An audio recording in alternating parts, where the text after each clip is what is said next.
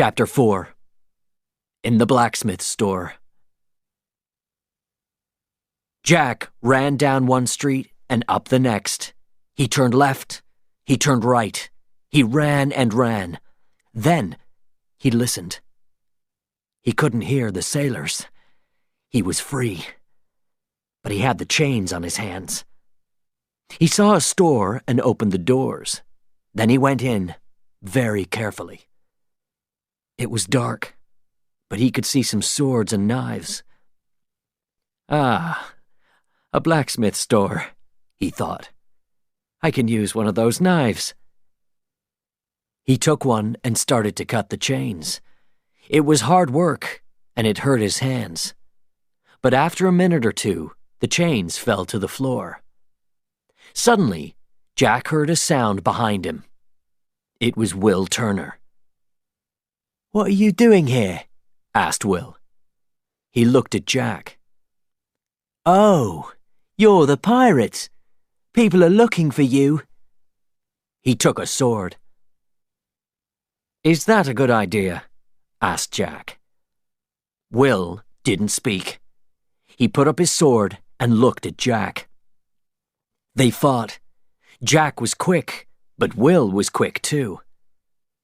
"You can use a sword," said Jack. He turned and ran to the door, but Will was too quick for him. He threw his sword at the door. It went over Jack's head.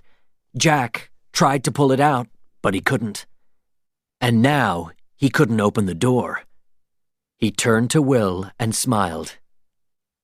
"That was good," he said. He looked at the other door to the store. "But you're between me and that door, and now you have no sword." Will took another sword and they fought again. "Do you make these swords?" Jack asked. "Yes, and I use them for 3 hours a day after work too," Will answered. "Why don't you find a girl? It's more exciting," Jack said. He took out a gun. "Now, move away from the door," he said. Behind Jack, Will saw his boss, Mr. Brown. In Mr. Brown's hand, there was a bottle. Slowly, the blacksmith moved his arm up, and then he hit Jack on the head.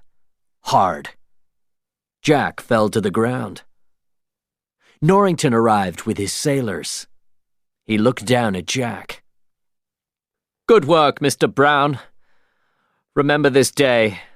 On this day, Captain Jack Sparrow almost got away." Mr. Brown looked at the glass on the ground. "He broke my bottle," he said.